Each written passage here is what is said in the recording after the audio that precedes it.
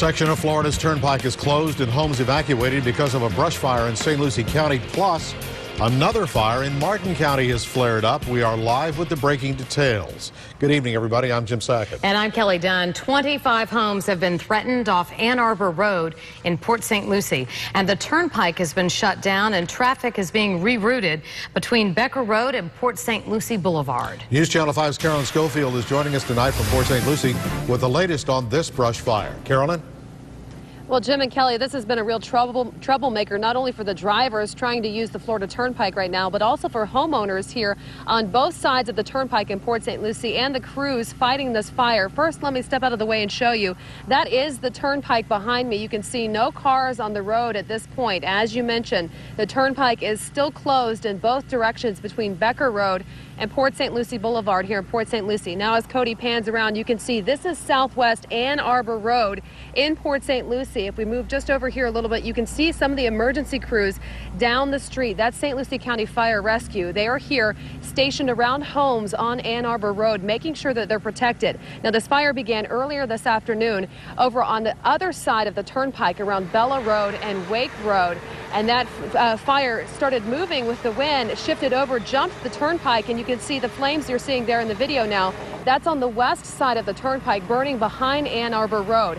Homes have been threatened all over the area this afternoon. At this point, no homes have been damaged, but firefighters are keeping a close watch on this one. The Division of Forestry is out here with their bulldozers, making sure they get a big fire line around the entire fire. They expected to do aerial water drops for a while, but weather up in the Orlando area hampered the planes from being able to get down here. Now firefighters feel they have a pretty good handle on the flames, but as you'll hear from this homeowner in just a second, it was quite a tense situation out here this afternoon.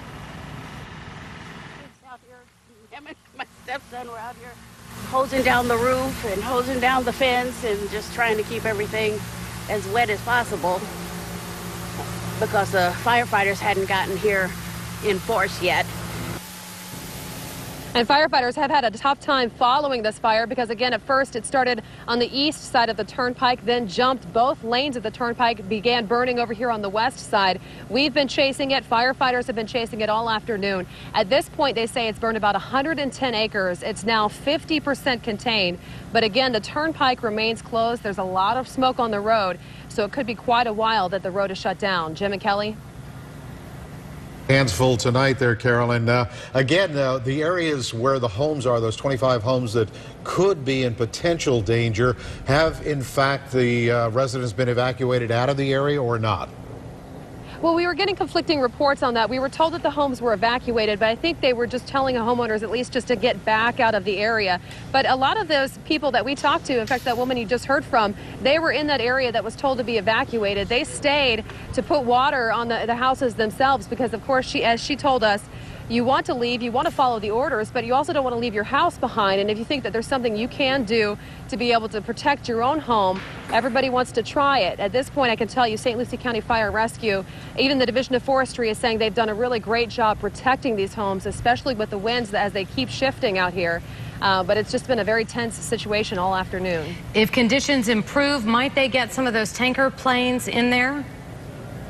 It depended on the weather earlier, and those planes come from Orlando, and there's bad weather up there that was making it impossible for those planes to get out to this area. Now, at this point, the firefighters are saying they have a pretty good handle on this, so they don't think they'll need those aerial drops. Of course, if something happens and the flames kick back up again, they might call them in, but at this point, they feel they can do a pretty good job fighting this fire from the ground.